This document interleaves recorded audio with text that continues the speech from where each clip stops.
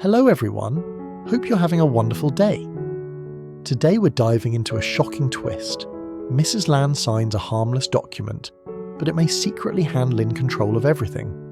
What did Lin do with that power before anyone could stop her? If you enjoy the story, don't forget to hit subscribe so you won't miss our next videos. New Year's lights still hung across the village street, but Mrs. Lan's house felt strangely heavy. She sat alone at the table, hands around a cup of cold tea. In her mind, the past few days replayed like a loop. The inspection at the farm, Yuri standing protectively beside Tu Tieu, and Lin's tearful apology that sounded honest only when you wanted to believe it. People's hearts are unpredictable, Mrs. Lan whispered. Even gentle faces can hide sharp plans. She didn't want to doubt Tu Tieu. Deep down, she knew Tu Tieu had fought for the farm with clean hands, but Lin had been dripping doubts into her ear, never loud accusations, just careful questions that stuck. What if Tu Tieu is only being good because she wants something? Age made fear louder, and fear, she hated to admit, made her easy to push. If she trusted the wrong person, she could end up with nothing. No home, no savings, no dignity. Her gaze fell to a folder on the table. Company paperwork, property documents, bank letters. It was supposed to represent security. Tonight it looked like a trap. She reached for a pen, then stopped when someone knocked. Mrs. Lan opened the door to see a man in a neat shirt and polite smile. "Good evening, Auntie Lan. It's me, Tuan."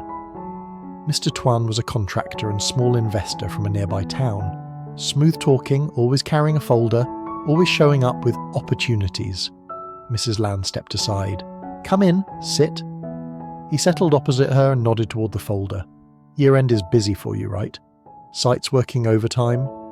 Mrs. Lan poured him water out of habit. "Yes, everyone want."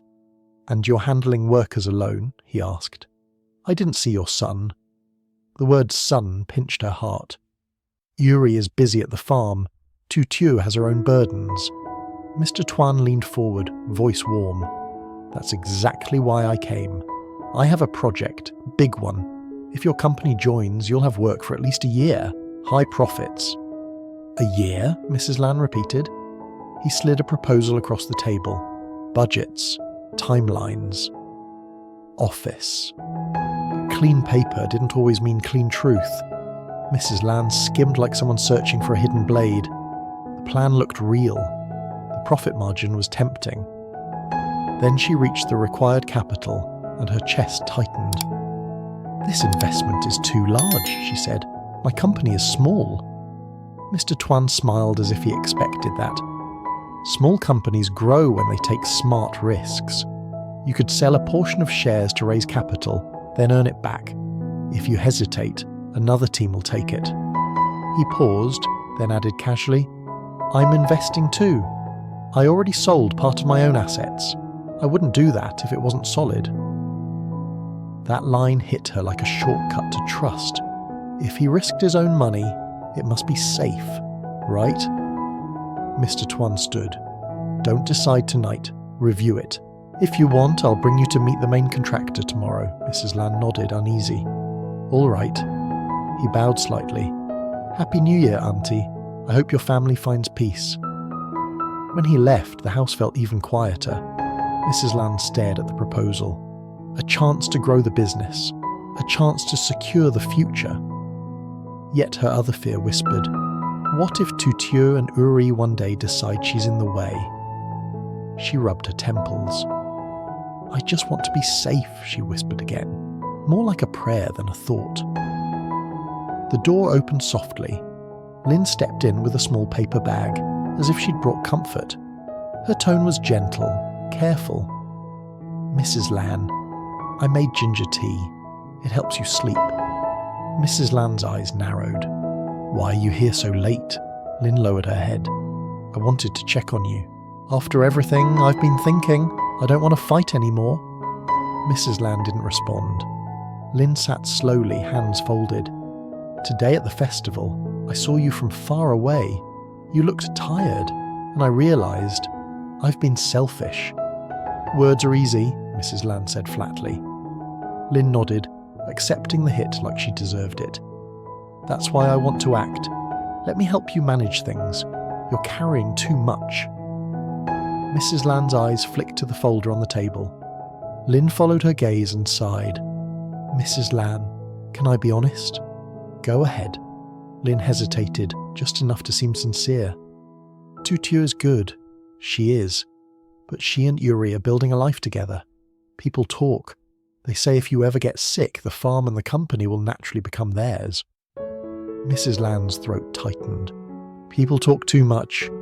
I know, Lynn whispered, but I worry. Not because I hate her, because I've seen families fall apart over property. And Tu Tieu is calm. Sometimes calm people plan the most. The sentence sounded soft, but it landed sharp. Mrs. Land stared at her. So you think Tu Tieu is deceiving me? Lynn shook her head quickly. No, I'm saying we should protect you. If you give me management authority, I can handle paperwork, payments, workers. You can rest. You keep ownership. I just manage. Lynn's eyes slipped to the proposal Mr. Tuan had left behind. She didn't ask directly, but her voice softened into helpful advice. If you're planning to expand the company, you'll need someone you can rely on to sign papers and meet people, she said. Yuri is busy protecting the farm. Tu Tieu is sensitive right now. Let me handle the messy parts for you. Mrs. Land's fingers curled around her cup. Management authority, Lynn nodded. A power of attorney for daily work. If anything happens, you won't be left vulnerable. Mrs. Land looked at the pen again. A thought rose, fueled by fear. If she collapsed tomorrow, at least Lynn, who stayed by her side, would still keep her safe. Mrs. Land spoke slowly. Tomorrow, we go to the commune office. I'll ask about a power of attorney. Lynn's eyes widened in perfect surprise. You'd trust me with that? I'm trusting you to prove you've changed, Mrs. Land said, voice tired. Lynn's smile trembled with gratitude. I won't disappoint you. She reached out and squeezed Mrs. Land's hand. Warm, careful, practiced. And Mrs. Lan, exhausted and afraid, didn't pull away. Outside, fireworks were gone, but the village still glowed. Inside, Lynn's eyes held a colder light, because the first door had opened, and she was already stepping through it. The next morning, Mrs. Lan woke with a tight chest and a heavy mind. She told herself she was being responsible, not because she loved Lynn more, and not because she truly doubted Tu Tieu, but because she was tired of feeling one step away from losing everything. If her health failed tomorrow, if chaos returned again, she wanted someone close to handle things. That was the story fear was selling her. Lynn arrived early in a soft pink top, voice gentle, eyes careful. I'll drive you, she offered. You shouldn't be running errands alone. Mrs. Lan hesitated, then nodded. The truth was simple. She was lonely inside her worries, and Lynn knew exactly when to show warmth. At the commune office, the clerk placed a stack of forms in front of Mrs. Lan. Power of attorney for management, he explained. You keep ownership. She can sign contracts, handle bank paperwork, talk to workers, and represent the company. The words sounded safe when spoken quickly. Mrs. Lan read as carefully as she could, but the legal language felt like a maze. Lynn leaned closer, pointing to lines that sounded comforting. You can limit it, Mrs. Lan's pen hovered. Then her mind flashed a picture. Herself old and sick, alone in an empty house, while younger people decided her future. She signed. The pen scratched across paper, and Lynn's eyes flashed, quick, bright, before she covered it with gratitude. Thank you, Lynn said softly, squeezing Mrs. Lan's hand. I'll take care of you for the rest of my life. Mrs. Lan forced a tired smile. Prove it. Don't just say it. Lynn nodded like a devoted daughter, but as she gathered the papers into a folder, her grip was too firm, like she was holding a prize. On the way home, Lynn stopped at a small shop and bought rice porridge and medicine for Mrs. Lan's stomach. She kept the performance consistent. Care, softness, concern. and Mrs. Lan, exhausted, let herself believe just a little. An hour later, Lynn sat in a dim cafe at the edge of town with a man in a cap pulled low. He didn't ask why she wanted him. He only asked the question that mattered. Real or fake? Lynn slid an envelope across the table. Believable? He tapped the envelope. What kind of believable? Lynn took out a printed page. Fake clinic logo, clean stamp, bold conclusion. A DNA result, she said calmly. It needs to suggest Tu Tieu isn't related to Mrs. Lan, and I need photos. Tu Tieu near the old fisherman, from far away, only enough to make the story feel true. The man smirked. You want doubt? I want certainty, Lynn corrected, eyes cold. In Mrs. Lan's head. He flipped through the page, then nodded. I can do it, but it costs more if you want it to look official. Lynn's smile was thin. I'm paying for the illusion, not for your conscience. She handed him a second envelope. Also, send messages from an unknown number tonight. Something that keeps them nervous. Keep them watching the farm, not watching me. The man raised an eyebrow. You like controlling the camera angle. Lynn leaned back. People don't need truth. They need a direction. He pocketed the money. Done. Lynn's tone softened into a fake blessing. Happy New Year, he laughed quietly. Happy New Year. As he stood to leave, Lynn's phone buzzed. A message from Mr. Tuan. I spoke to the main contractor. If your mother invests this week, we lock the deal. Lynn's eyes gleamed. 2 traps, 2 doors. And Mrs. Lan had already stepped into the first. Back at the farm, Tu Tieu forced herself into routine like it was a shield. She watered only from the clean backup source, rechecked the marked beds, and kept her voice steady so Yuri wouldn't spiral. But Yuri felt the tension anyway. Mrs. Lan hadn't called. Lynn hadn't shown up. The silence didn't feel peaceful. It felt staged. Around late morning, Tuang arrived, face serious, breath tight like he'd been riding fast. Yuri, he said quietly, I heard something. Yuri's shoulders tightened. What? Your mum went to the commune office with Lynn this morning. They signed papers. Tu Tieu's stomach dropped so suddenly she had to steady herself on the table. What kind of papers? I don't know details, Tuang admitted, but my cousin works near the office. He saw Lynn leaving with a folder and a smile she couldn't hide. Yuri's jaw clenched. We go now? Tuang grabbed his arm. Careful, if you storm in angry, Lynn will twist it. Ask first. Let your mum speak. No shouting. Tu Tieu nodded. He's right. Yuri forced a long breath through his nose like he was swallowing fire. Okay, we talk calmly.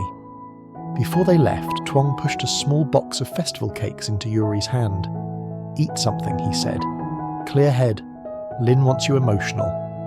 Yuri stared at him, then nodded once. Thank you. Mrs. Lan was in the kitchen stirring soup when they arrived. She looked up, startled, then quickly tried to smooth her expression into neutrality. Why are you here so early? Yuri kept his tone soft. Mum, we missed you. Tu Tieu stepped in beside him, respectful. Are you feeling okay, Mrs. Lan? Mrs. Lan's eyes flicked away. I'm fine. Yuri sat down slowly at the table. Mum, did you go to the commune office today? The spoon stopped moving. Silence filled the kitchen like cold air. Mrs. Lan's voice came quiet. Who told you? It doesn't matter, Yuri said gently. Did you go? Mrs. Lan set the spoon down, shoulders sagging. Yes. Tu Tieu's heart pounded, but she kept her voice calm. What did you sign? Mrs. Lan hesitated, then opened a drawer and pulled out a folder. A power of attorney, she admitted, for Lynn to help manage paperwork. Only management. Yuri's face went pale. Why didn't you tell me? Mrs. Lan's frustration rose, not sharp anger, but hurt. Because you're always busy. You run to the farm, you fight rumours, you protect Tu Tieu. I'm old, Yuri. I can't hold everything alone. Tu Tieu swallowed hard. We never wanted you alone. Mrs. Lan's eyes shimmered. Then why do I feel like I'm about to be left behind? The sentence hit Yuri like a slap. Mum, I would never. Mrs. Lan looked down at her hands. Lin said people fight over property. She said I should protect myself. She said she'd stay beside me. Yuri opened the folder and scanned quickly. It wasn't a full transfer, but the authority was broad enough to be dangerous. Contracts, bank matters, decisions in the principal's interest. Yuri's voice tightened. This can be abused. Mrs. Lan shook her head fast, clinging to the illusion. She said I can cancel any time. Tu Tieu leaned in, calm but firm. Only if you know what she's doing. If she moves fast, you might realise too late. Mrs. Lan's hands began to tremble. So you think she tricked me? Yuri answered honestly, without accusation. After everything, we have to assume she might. Mrs. Lan whispered, I just wanted peace. Tu Tieu nodded. Then let us protect you, together. Please don't sign anything else, no shares, no property, not until we review. Mrs. Lan blinked. Shares? Her hesitation was small, but it was enough. Yuri's eyes narrowed. Someone talked to you about investment. Mrs. Lan's face changed. Mr. Tuan came last night. He brought a big project. 1 year, high profit, but it needs capital. Tu Tieu and Yuri exchanged a look, cold understanding. Yuri's voice went lower. So Lin is pushing you with fear and pulling you with ambition. Mrs. Lan flinched because it sounded exactly right. Yuri stood, pacing once, then forcing himself still. Mum, today we call the commune office and ask how to limit or revoke this, and we check Mr. Tuan's project properly. Mrs. Lan's voice shook. If Lin finds out, she'll explode. Tu Tieu's voice turned steady as stone. Let her explode now. Better loud now than silent later. Yuri's phone buzzed. Unknown number. 1 line. Too late. She already used it. Yuri's blood went cold. He showed Tu Tieu, then Mrs. Lan. Yuri tried calling the bank. The line rang, then switched to an automated holiday message. Closed for New Year's. Mrs. Lan's knees weakened as memory hit her like a slap. Earlier, Lin had asked for the company seal and a signature sample, saying the office needed it to match records. Mrs. Lan had handed them over without thinking, because Lin's voice had sounded helpful, not hungry. Mrs. Lan's face drained. Tu Tieu caught her elbow gently. Mrs. Lan, breathe. Mrs. Lan stared at the folder like it was a snake. What? What did I do? Yuri clenched his jaw, forcing calm. You didn't do it on purpose. But his eyes were already burning with urgency. Because somewhere out there, Lin wasn't celebrating New Year. She was moving pieces. And if the message was true, if Lin had already used that authority, then this wasn't just a risk anymore. It was a door that might already be open, and Lin might already be inside, taking Mrs. Lan, overwhelmed by fear and loneliness, begins doubting the people around her. After a smooth-talking contractor, Mr. Tuan offers a high-profit year-long project that requires major capital, Lan feels pressured to secure her future. Lin returns with a changed attitude, gently planting suspicion that Tu Tieu and Yuri might one day take everything. Using sweet concern, Lin convinces Lan to sign a power of attorney at the commune office, granting Lin broad authority to manage company matters. Secretly, Lin hires a shady helper to fabricate believable evidence, fake DNA results, and distant photos linking Tu Tieu to the old fisherman, while also arranging anonymous threats to keep them distracted. Tuong warns Yuri, who rushes home with Tu Tieu to question Lan. Lan admits signing, realizes she also handed over the company seal and signature sample. An anonymous message arrives. Too late. She already used it.